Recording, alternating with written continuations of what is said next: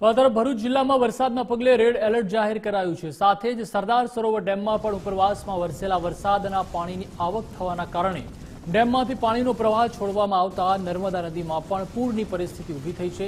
ત્યારે કાંઠા વિસ્તારોમાં પાણી ફરી વળ્યા છે, જેના પગલે ઘણા નીચાણવાળા ગામોનું સ્થળાંતર કરવામાં આવ્યું છે। સાથે જ નર્મદામાં નવા નીર આવતા લોકો નર્મદાનો નજારો જોવા માટે પણ ઉમટી પડ્યા હતા।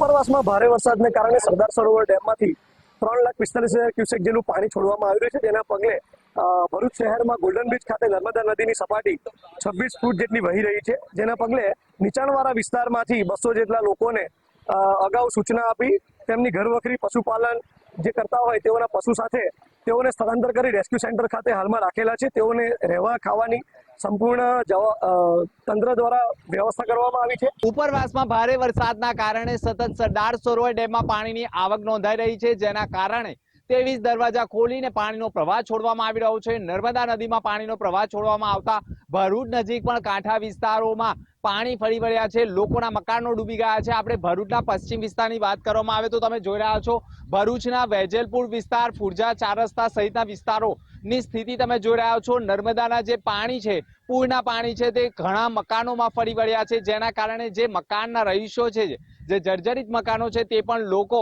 સુરક્ષિત અન્ય સ્થળે સ્થળાંતરિત કરવામાં આવ્યા છે।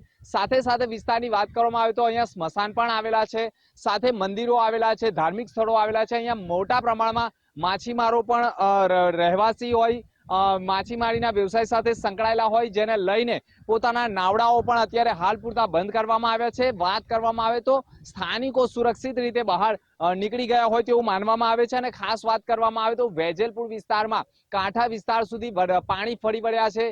ભરૂચમાં ગોલ્ડન બ્રિજ નજીકની જળ સપાટી 27 ફૂટે પહોંચી ગઈ છે અને હજુ પણ પાણી છોડવામાં આવતું હોય તેવા અહેવાલો મળી રહ્યા છે। ત્યારે કાંઠા વિસ્તારના લોકો પણ હાલ પાણીને લઈને રાત્રે પણ જાગરણ કરવાની નોબત આવી ગઈ હોય તેવા પણ દ્રશ્યો જોવા મળી રહ્યા છે। ત્યારે ભરૂચમાં નર્મદા નદીમાં ફરી એકવાર પૂરનું સંકટ તોળાતું હોય તેવા દ્રશ્યો જોવા મળી રહ્યા છે। ત્યારે લોકો પણ સાવચેત રહે, સુરક્ષિત રહે તેવી અપીલ પણ જિલ્લા વહીવટીતંત્ર દ્વારા કરવામાં આવી રહી છે। રાજેશ કુમાર સાથે દિનેશ મકવાણા, ગુજરાત ફર્સ્ટ, ભરૂચ।